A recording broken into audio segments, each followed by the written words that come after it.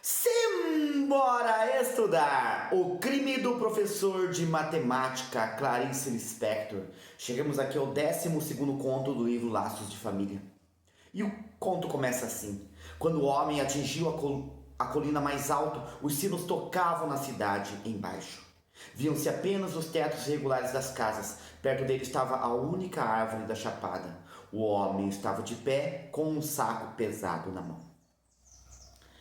Então perceba que o título ele já coloca para nós, né, que há um crime e quem comete esse crime, né? O crime do professor de matemática. E ali, já nessa ambientação, né, da colina lá, né, bem no alto, né, nós temos um saco pesado na mão ali desse homem. E nós já começamos o que há nesse saco e qual é o crime desse professor de matemática. E aí logo em seguida nós vamos perceber, né, que esse homem ele está ali incomodado com aquilo, né?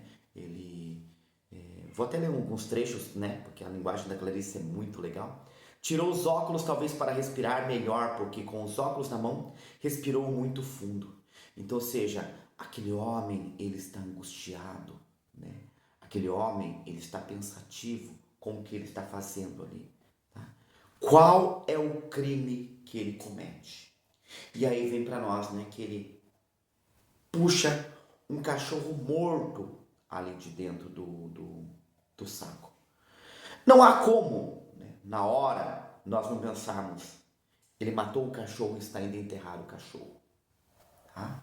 Mas, depois logo em seguida nós vamos ver que não é bem isso que acontece.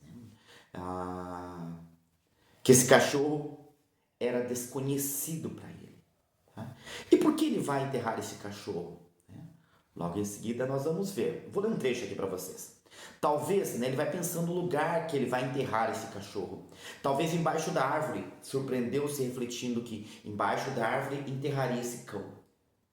Mas se fosse o outro, o verdadeiro cão. Opa! O outro, o verdadeiro cão? Que história é essa, né? Então, mas se fosse o outro, o verdadeiro cão, enterrá-lo-ia, na verdade, onde ele próprio gostaria de ser sepultado se estivesse morto, no centro, no centro mesmo da chapada, a encarar de olhos vazios o sol.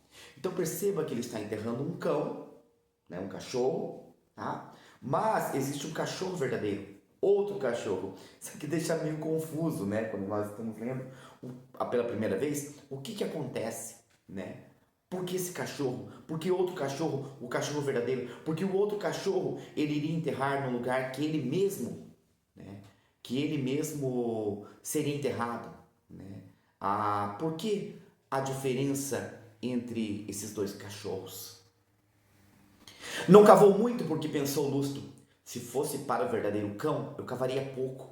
Enterrá-lo-ia bem à tona. Ele achava que o cão à superfície da terra não perderia a sensibilidade. Então olha o pensamento com o cachorro verdadeiro. Com esse não precisa se preocupar muito, né? Pode cavar mais para que ele não tenha a sensibilidade, tá? O cachorro verdadeiro, precisaria, né, ter aquela sensibilidade. Cobriu o cão com terra e aplainou-o com as mãos, sentindo com atenção e prazer sua forma nas palmas, como se o alisasse várias vezes. O cão era agora apenas uma aparência do terreno, né? Então fica ali aquele morrinho, né? Aquela coisa. E aí aparece para nós o motivo. Sim, fizera tudo. Seu crime fora punido e ele estava livre. O seu crime fora punido, mas ainda não mostrou qual o crime. E não há como não pensar, né, na grande obra, né, na obra-prima do Dostoiévski, Crime e Castigo. Né? A punição para o crime. Se você não leu Crime e Castigo, vai ler Crime e Castigo. Precisa ler Crime e Castigo, tá? Todos precisam ler Crime e Castigo. E agora ele podia pensar livremente no verdadeiro cão, pois então, imediatamente, a pensar no verdadeiro cão, o que ele evitara até agora.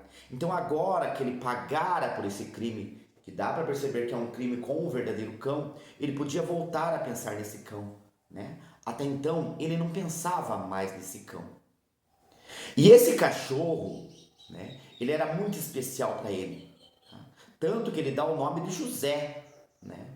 Ele dá o nome de José para esse cachorro. Ele o chama de José, como se fosse uma forma ali de personificar o cachorro, né? De dar uma forma, né, algo mais humano ali ao cachorro. E ele vai contar tudo que o cachorro fazia, né? Que o cachorro cheirava, que o cachorro, ele conversava com o cachorro, mas o cachorro não respondia, ele contava tudo pro cachorro, mas o cachorro não contava nada para ele. Claro, era um cachorro. Mas a angústia de existir de um modo tão perfeito que se tornava uma alegria insuportável. Davas então um pulo e vinhas lamber meu rosto com o amor inteiramente dado e certo perigo de ódio, como se fosse eu quem pela amizade te houvesse revelado. Agora estou bem certo de que não fui eu quem teve um cão, foste tu que tiveste uma pessoa. Mas possuíste uma pessoa tão poderosa que podia escolher, e então te abandonou. E aí ele fala que ele abandonou esse cachorro, né? A Clarice, nesse livro, né, aqui no Laços de Família, ela traz muito isso, né, de amor e ódio, tá? E amor demais também incomoda. Eu também penso assim, né, aquela coisa, né, demais incomoda também. Tá? E nem todos estão preparados para isso. A maioria não está preparada para isso. Isso sufoca, né, é sufocante. Tá? Mas possuíste uma pessoa tão poderosa que podia escolher. Tá? E ele escolheu abandonar o cachorro. Claro, né, que aí ele tem as desculpas de abandonar o cachorro, estava indo para um outro lugar, não tinha quem deixar o cachorro, tá? Todas aquelas desculpas de quem, né, quer dar uma desculpa ali por ter feito algo errado. Porque eu sabia que esse seria um crime menor e que ninguém vai para o inferno por abandonar um cão, né? Ele fala que ele, né, ele se sentia culpado, né? Mas ele comete esse crime, ele precisava cometer um crime. E ninguém vai para o inferno para abandonar um cão que confiou num homem. Porque eu sabia que esse crime não era punível. Sentado na chapada, sua cabeça matemática estava fria e inteligente. Então, alguns detalhes aqui, né? Abandonar um cachorro não era crime naquela época. Hoje é. Estamos falando aqui de um livro de 1960, né? 64 anos atrás. Hoje é crime. Tá? Naquela época não era. E por que um professor de matemática?